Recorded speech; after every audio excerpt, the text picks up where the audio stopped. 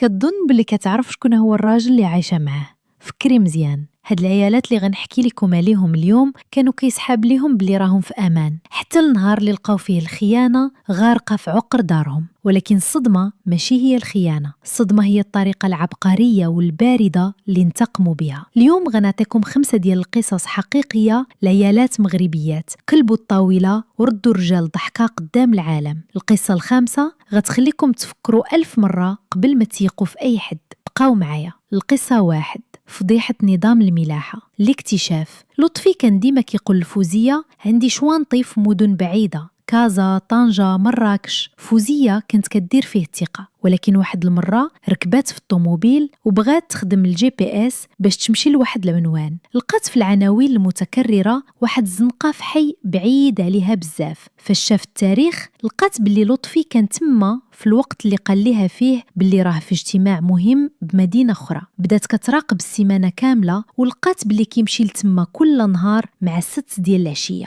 الانتقام. فوزية مشات عند ميكانيكي معلم، شرحت ليه القصة وعطاته الفلوس. دار ليها واحد التعديل في الفيزيبلات ديال الطوموبيل بحيث أنها تبقى غادة مزيان، ولكن غير توصل ديك الزنقة طوموبيل تسكت وما تبغيش دماغي نهائيا. نهار السبت لطفي لبس وتقادى وقال ليها عندي خدمة طارئة. غير وصل زنقة العشيرة طوموبيل ماتت، بقى كيحاول والو. فوزية كانت ديجا علمات صحابو وعائلته وقالت لهم لطفي طاحت ليه الطوموبيل مسكين في ديك البلاصة، سيروا عاونوه. النهاية لطفي لقى راسو واقف قدام دار العشيقة وصحابو وعائلته كلهم جاو بالديباناج ولقاوه تما. تفرشية كانت عالمية. فوزية صيفطت ليه وراق الطلاق مع نفس الديباناج اللي جر ليه الطوموبيل ورجعت لدارها وهي مرتاحة. القصة 2، احتفالية الطلاق. الاكتشاف. رشيد كان كيدعي بلي المديرة ديالو الجديدة قاصحة وكتسهرهم في الخدمة. كوثر شكت ودخلت لواحد الكروب ديال صحاب الريستورانات ولقات تصويره هو والمديرة في عشاء رومانسي، والمديرة لابسة خاتم جديد.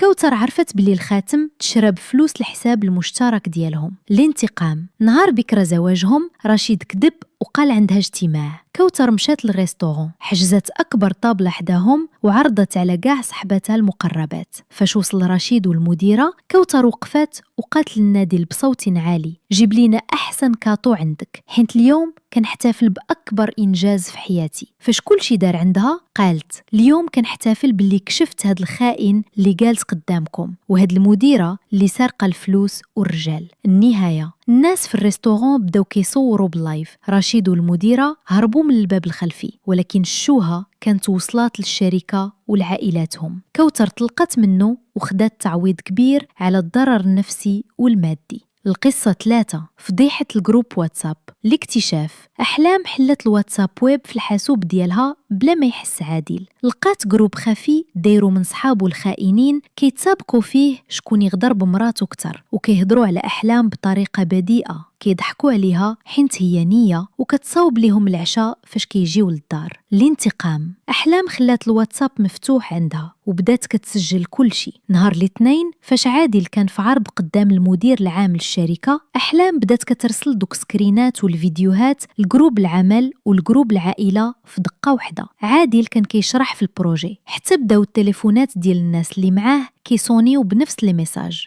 النهاية المدير جرى عليه في الحين حيت هاد السلوك كيسيء لسمعة الشركة. عادل رجع للدار لقى السواري مبدلين وحوايجو محطوطين قدام العمارة مع لافيتا مكتوب فيها الخائن مكانو الزبل. القصة 4، مخداة الذهب.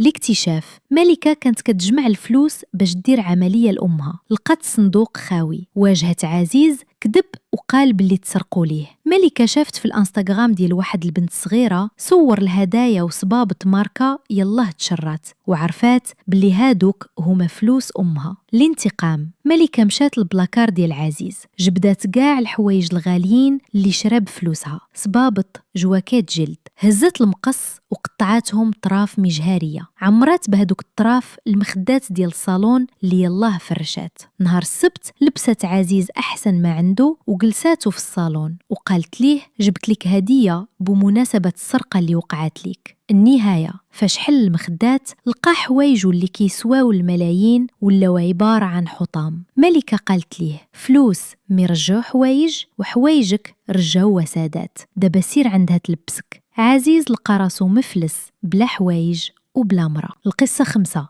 الوصية المفقودة. ليلى وكريم. الاكتشاف. ليلى لقات رسالة إلكترونية في حاسوب كريم كاتب فيها المحامي باللي غير يموت عمو غادي يدير شهادة طبية لليلى باش يدخلها للمستشفى ديال الأمراض العقلية وياخد ليها كاع رزقها ويتزوج بصاحبته. ليلى صدمتها القوة ديال الشر اللي فيه. الانتقام. ليلى اللي كانت مقابلة العم المريض ورات ليه الإيميل. العم الصدمة ديالو كانت كبيرة، فولت خوه عيط للعدول وبدل الوصية، كتب كل شيء، الضيعة، الشركات والدار. ليلى كهبة ما يقدروا وارثي يقيسوها. كريم ما فراسوش، بقى كيمثل الحب واللطف حتى مات العم. النهاية نهار فتح الوصية كريم كان كيضحك وكيقول ليلى واش دي راسك تخرجي من هنا. المحامي قال وصية كل الأملاك تؤول للسيدة ليلى. كريم طاح سخفان. ليلى وقفت فوق راسو وقالت ليه هذيك الشهادة الطبية اللي كنتي غادي دير ليا ديرها لراسك دابا حيت غادي تحتاجها فاش تمشي تسكن في الزنقة. كانت هادو هما القصص ديالنا اليوم، قصص كتحير العقل ولكنها واقعية. العبرة هي أن الغدر عمرو ما كيطول والذكاء ديما كيتغلب على القوة. دابا بغيت نسولكم نتو،